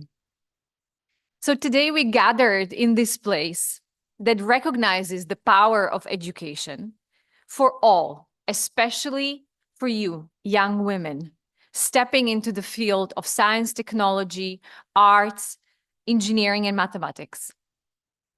Education for women in STEAM is not just an individual achievement, as we know, but when you empower a woman, you empower a family, you empower a community, and also the nation at large. So this conference and the incredible work that the university and all of you have been doing showcases how empowering women in STEAM can become a model, not just for the university itself and for its close surrounding, but for other institutions across Pakistan and beyond. And you have a lot to be proud of. So in our rapidly changing world, as we discussed during the panel, the STEAM field really is the crucial engine for a positive change in our society. We talk about environment, we talk about economic change, we talk about social and our lives and how STEAM can change it in a positive way. And women, we have a role to play. So despite the potential that we have in this field, there are still certain myths and limitations that are limiting and they are creating barrier for more women and for more of us to enter this field. So today, when I was thinking about what remarks would I want to share with you, I was thinking about you, the female women students of University of Faisalabad, and I want to share those remarks particularly with you. So I want to talk to you about a few of those limitations that I've observed and experienced, and maybe suggest few ways how we can overcome those. So myth number one, and see whether this is familiar to you. You have to become an engineer to contribute to the world of technology. So there is a common misconception that only those of us with engineering backgrounds can contribute meaningfully within the STEAM sector. And that's far from truth. And we've heard that during our panel.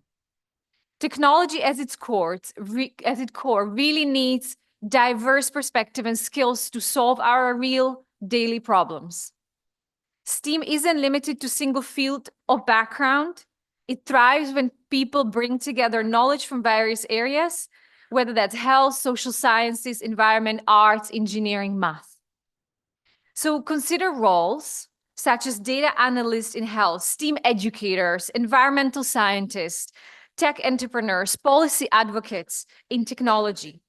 Each of these fields provides an opportunity for you to make a meaningful impact. So if we are passionate about technology, remember, there isn't one fits all size and path for you in your career in STEAM. Now, myth number 2. You need to have it all figured out from the day one. So many believe that we need to have our career and the perspective of where we are heading after you graduate from university, you should know today. But the reality is that the professional journeys, whether that's mine or yours or many others in this room, they rarely follow a straight path. So careers are often about discovery, adapting, learning more and more about yourself, and taking unexpected turns. So goals are essential, but it's okay to let your experiences shape the direction where you go. When entering STEAM fields, try to be open to new insights, to new experiences, to mentors. Experiment, make adjustments, create pilots in your own careers, in your own lives, not just within your businesses. And be kind to yourself if things don't go the way you expected or planned. That will happen many, many times. But that's really where the learning and the insight will come from. So remember, resilience, adaptability to change, your curiosity are the invaluable qualities that will take you much more further in your career than a rigid plan. Now, myth number 3, and this is my favorite one, which is that women and emotions don't belong in the science and technology fields. So there is this misconception that to succeed in STEAM, especially in the tech sector, which is still more male and men dominated, one must be detached and leave your emotions at the door. But in reality, empathy, kindness, emotional intelligence are increasingly recognized as the strengths from which you will create the real solution and change. So technology leaders today are those who lead with empathy and vulnerability, and they bring the human aspect into the workplace. And they bring the understanding of the human impact of their work. It's not a sign of weakness, but rather the opposite. It's the sign of strength. So as we move forward, we need more feminine leadership that fosters connections, humanity, inclusivity, the qualities that create a space where not only some can thrive, but all can thrive. So the next generation of STEAM leaders should embrace emotional intelligence as a key asset and showcasing that kindness and ambition can really go hand in hand.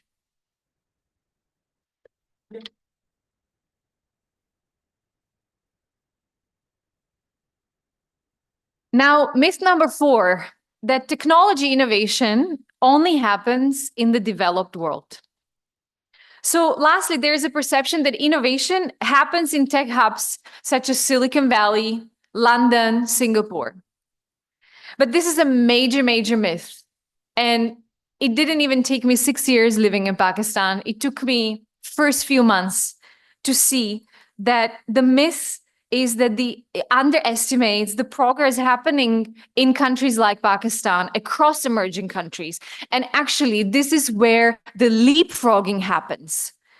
Across developing countries, we are seeing breakthrough innovations and creative solutions that are driving progress, often under actually challenging circumstances. So one example that I wanted to share is a woman entrepreneur, tech entrepreneur in a health tech sector. Look at the example of Dr. Sarah Khurram, who founded Sehat Kahani. Some of you might know it. It's one of the leading digital telehealth platforms that enables women doctors to practice medicine also from home. And she started this from, again, the bedroom in Karachi. This is a powerful example of innovation rooted in empathy, because she's a doctor herself and she faced the challenges herself, designed to address pressing issue and localized problem in Pakistan. So we are in the era, and I'm really proud to learn from this era and from you guys, where countries like Pakistan can be and are leading also impactful innovation. They just need more awareness, they need more attention, and more leaders to step forward and speak up about those. So in my closing of the remarks, I want to say that the journey to more inclusive and innovative future, as we talked about, is not without challenges and doesn't happen in some silo part of the world and only is driven by white straight male. That is past behind us. But as you move forward in your STEAM careers, remember that each barrier you overcome brings you one step closer to also you having the power to shape and reshape your communities, your families, Pakistan, and potentially inspire other leaders across the ocean in the different parts of the world. You have that power. So as you navigate this landscape, embrace courage, challenge stereotypes. Don't get sort of blocked by those barriers that we faced, or maybe the generations of women before us faced. Support one another and create opportunities where there seem none to be. I really look forward to seeing you thrive and the amazing achievements in the years to come, as I hope to visit the University of Faisalabad in the next years. And last year, if I may to say, I was really impressed. I was able to witness the businesses that came from this university. And I came back to Karachi to my team and I said, what are you guys doing? If you see the ideas and the creativity and really the drive by which these women at the University of Faisalabad, whilst they're studying, what they're building and how they're merging theory and their education with skills, you would be impressed and inspired. And that's the message that I carry with myself. So always remember, no matter what obstacle arise, you have the power and the strength to overcome it. And if you feel you don't, reach out to a mentor, reach out to a friend, share, and the help will come. And there will be many cheering you on the way, including myself. Shukriya. Thank you very much.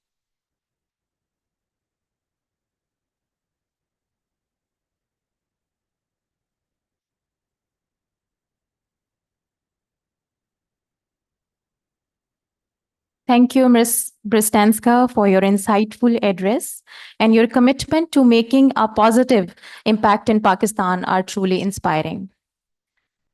It is now my privilege to call on stage a truly remarkable and a visionary leader with an unwavering commitment to excellence, innovation, inspiring us all. I request Dr. Muhammad Hamza Amin, Vice Chairman of Board of Governors at the University of Faisalabad, to please share his profound remarks. Thank you.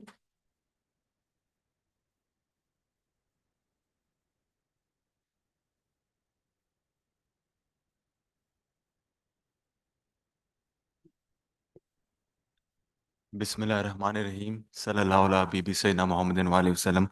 I'm going to keep this short because I think we're already quite above time and everybody must be looking forward to lunch. I'll start with saying a real big thank you to our distinguished chief guest, Ms. Laderima, and her really inspiring speech and her efforts in the panel talk. Our rector, Professor Syed Amir Gilani, our pro-rector, Amanullah Saab, who's made a huge effort in organizing this. And we can see what a wonderful event this has become, and it will become in the future as well. Ms. Zaida Maqbool, Professor Akram Malik from UMDC, Professor Sarwar Khan, Vice Chancellor, University of Agriculture, and Professor Rauf Azam, Vice Chancellor, GC University, and all the other guests, and especially our students, our participants. Assalamu alaikum. Welcome to the second international conference, and this would not have been possible without you. Your presence, whether in person or individually, as in virtually, in the emerging trends and applications theme, it will become our shared reality. At TUF, we believe in the power of education to transform lives, inspire change, and create better future. From groundbreaking research presentations to dynamic panel discussions, each one of you will contribute to sharing knowledge globally. The energy and enthusiasm that will be brought to each session will be an undeniable mark on University of Faisalabad's academic landscape. What truly makes these transformations and these educational initiatives possible are the connections and the people. And that's what I will encourage you to do. Talk to each other, have conversations in the hallways, exchange ideas, and form partnerships and possibilities for future partnerships in the coffee breaks. These human connections are the catalyst that turns realities into possibilities. Special thanks to all the keynote speakers that will speak in the future, and your insights will make new pathways for us. Thank you for being part of this journey, and let's stay connected to continue this. Thank you very much.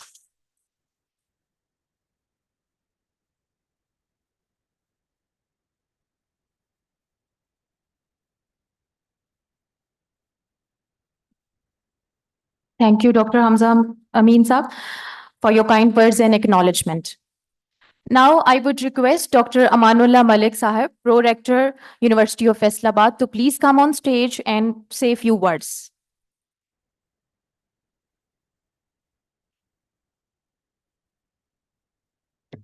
Honorable Chief Guest, Vice Chairman BOG, Rector Sahib, Madam Sabha, guests from overseas, especially Dr. Humayun Saab, Dr. Zaid Saab, and other guests who will certainly going to present their papers. Abdurrahman Mudassir Saab, especially coming from Rifa International, Dr. Saab, Dr. Zilay Mahsab, and other dignitaries, deans, director, Forex, faculty member, and dear students. Assalamu alaikum wa rahmatullah. We are actually, I'm not saying now good morning because it's already very close to 12 o'clock. I would like to certainly thank collectively to all of you, all the honorable guest participants for gracing this inaugural session of the Second International Conference on STEAM Education. Certainly, I am very pleased and honored that we had such a learned panel discussion, members from different sectors and organizations, and I am grateful to them. Also, I'm very thankful to the keynote speakers, over 30 keynote speakers and 200 oral and poster presenters. I acknowledge the support and collaboration from all the universities participating in this conference. Also, I'm very thankful for the participant. We have 5 venues, and over 2 days, there will be more than 1,700 participants in this conference because there are concurrent sessions. I appreciate support of our worthy chairman, vice chairman, rectors of the university, registrar, Madam Zaida Makul Sahaba, conveners of various groups and their teams, and especially the student ambassador who really worked hard, especially at night.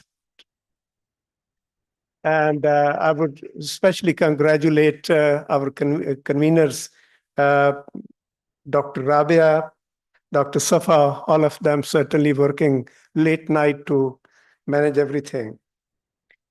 Also, very thankful to Madam Afshin. Certainly, she did a lot of work with her team.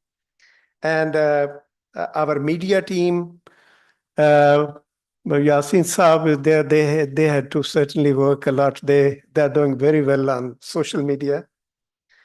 And as well as the support from other offices of the university. Certainly, there are a lot of offices which are involved in organizing this event. Lastly, I am very appreciative to Higher Education Commission of Pakistan for sponsoring our conference. The Medina Foundation, as usual, sponsoring the event. MS Laboratories and our media partner, 92 News and FM 96.6. I wish you a very productive and conference over the next 2 days. I hope, inshallah, you will have a comfortable stay. And I thank you once again, all the organizers, especially who will manage their sessions, the moderators, certainly they are going to do a good job. So inshallah, I hope it will be good learning and we continue this legacy over the next years as well. Thank you.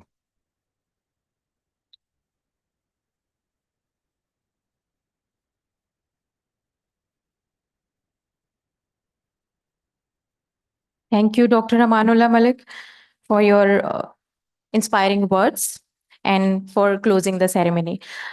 Before we conclude, we would like to mark this moment with a souvenir distribution ceremony, where we will honor our distinguished guests. For the souvenir distribution among the guests and honorable chief guest, I would like to call upon the stage Dr. Hamza Amin's Vice Chairman, Board of Governors, to please grace the stage and distribute the souvenirs among the guests.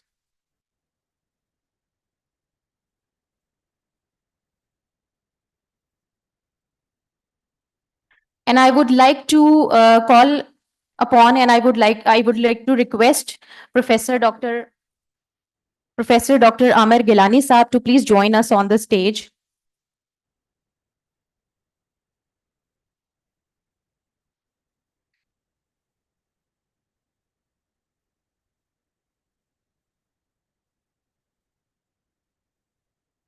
I request Ms. Vladimir